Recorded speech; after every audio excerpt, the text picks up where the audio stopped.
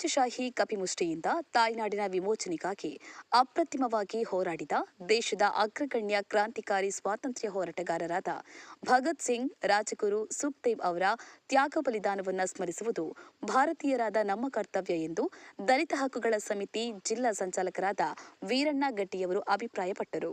ಅವರು ಹಾವೇರಿ ಜಿಲ್ಲೆಯ ಶಿಗ್ಗಾಂವ ಪಟ್ಟಣದ ಜಿ+ ಮನೆ ಆವರಣದಲ್ಲಿ ಡಿವೈಎಫ್ಐ ಹಾಗೂ ಜಿ+ ಫಲಾನುಭವಿಗಳ ವತಿಯಿಂದ ಭಗತ್ ಸಿಂಗ್, ರಾಜಗುರು ಸುಖ್ದೇವ್ ಅವರ ಹುತಾತ್ಮ ದಿನದ ಅಂಗವಾಗಿ ತೆಂಗಿನ ಸಸಿ ನೆಟ್ಟು ಮಾತನಾಡಿದರು. ಇಕ್ವಿಲಾಬ್ ಜಿಂದಾಬಾದ್, ಸಾಮ್ರಾಜ್ಯಶಾಹಿ ಮುರ್ದಾಬಾದ್ ಇದು ಭಗತ್ ಸಿಂಗ್ ಮತ್ತು ಆತನ ಸಂಗಾತಿಗಳು ಜನಪ್ರಿಯಗೊಳಿಸಿದ ಘೋಷಣೆ. ಅಂದು ಬ್ರಿಟಿಷ್ ಸಾಮ್ರಾಜ್ಯಶಾಹಿಯು ಭಾರತ ದೇಶವನ್ನ ವಸಾಹತುವನ್ನಾಗಿ ಮಾಡಿಕೊಂಡು ಬಾಚಿ ಬರಿದು ಮಾಡಿತ್ತು. ತಾಯ್ನಾಡಿನ ವಿಮೋಚನೆಗಾಗಿ ಭಗತ್ ಸಿಂಗ್ ಮತ್ತು ಆತನ ಸಂಗಾತಿಗಳು ತಮ್ಮ ಪ್ರಾಣಗಳನ್ನ ಬಲಿದಾನಗೈದರು. ನಮ್ಮ ದೇಶವನ್ನ ಬ್ರಿಟಿಷ್ ಸಾಮ್ರಾಜ್ಯಶಾಹಿಯಿಂದ ಪಾರು ಮಾಡಿದ್ರು.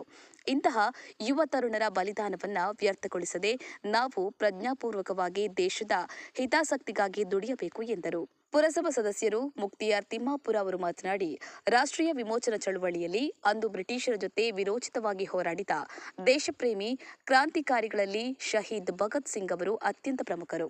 ಇಂದಿನ ಯುವ ಜನತೆ ಭಗತ್ ಸಿಂಗ್ ಮತ್ತವರ ಸಂಗಾತಿಗಳ ನೈಜ ಇತಿಹಾಸವನ್ನು ಅಧ್ಯಯನ ಮಾಡಿ ಅವರ ಹಾದಿಯಲ್ಲಿ ಸಾಗಬೇಕಿದೆ ಎಂದರು.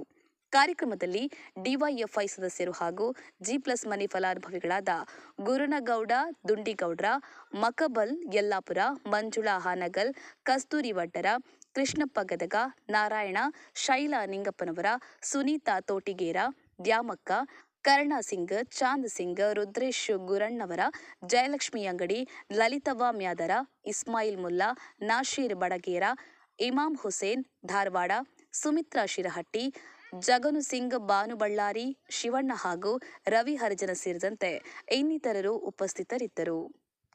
ಗಾಳೆಪ್ಪ ಹೆಚ್ ಹರಿಜನ್, ಲಕ್ಷ್ಮೇಶ್ವರ. ಜೈ ಭೀಮ್ ನ್ಯೂಸ್ 24x7 ಇದು ಬಹುಜನರ ನ್ಯಾಯಕ್ಕಾಗಿ.